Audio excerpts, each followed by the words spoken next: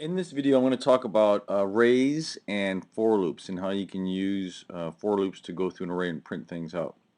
So in the first line of main here, I'm creating an array of numbers. The array is an array of ints or integers, and the brackets denote that it's an array as opposed to just this an integer that can hold one number. I call it my numbers, and this is one way of putting the numbers into the array. You use the curly braces and you simply put the numbers in. So I have numbers 0 through 6, which is a total of 7 numbers, and what I want to do is print them out. So what I do is I have a for loop here, and for loop again is 3 parts. There's an initialization part where I set up a counter for the index.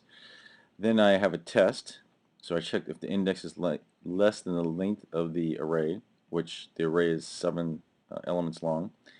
And then if that's true, I execute, in this case, one line, just print out the number of the that's in the index in the array, and then I increment by 1. So I go to the next element. So the loop actually occurs right in here. So in this system.out.println, this notation with the brackets basically says when index is 0,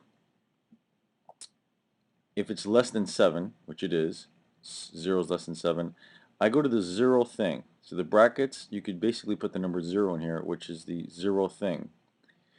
It prints it out, increments it by 1. Now index is 1. Is 1 less than 7? Yes, that's true. So this word index is basically the number 1, which is the first element. Number 2, number 3, all the way to the end. And when it's done, when this no longer is true, it jumps out of the for loop, and that would be the end of the program. So let's run it and make a couple changes to see what happens. Compile, no errors, come back here, run it, and there are my numbers. Alright, so if I go ahead in here and change, and let's say I go 10, 99, and 100, add 3 more numbers there, the length changes automatically. So when the for loop goes through and processes the array, or goes through and prints out each number, it knows the length is different now.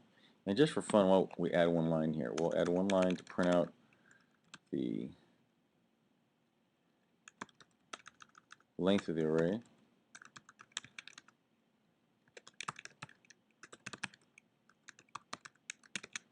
Just to see what it is, which it should be 8, 9, 10, I believe. Compile, run. And so there are my numbers. And the last number here is the actual length of the array, which is 10. So this example gives you a set of code that creates an array of integers and goes through and uses a for loop to print everything out, and then finally prints out the length of the array. One little change I'll make here at the end. I'll take out the ln and I'll run it. And as you probably know, the ln means new line, so it doesn't put any spaces in there, which kind of looks odd. So what we can do is we can actually add in here a little space. So print out the number and add to it a space. So you get a space in between numbers. So we can just concatenate strings inside the system.print.outline and run it. And there are your spaces. And that's your example for a for loop with an array.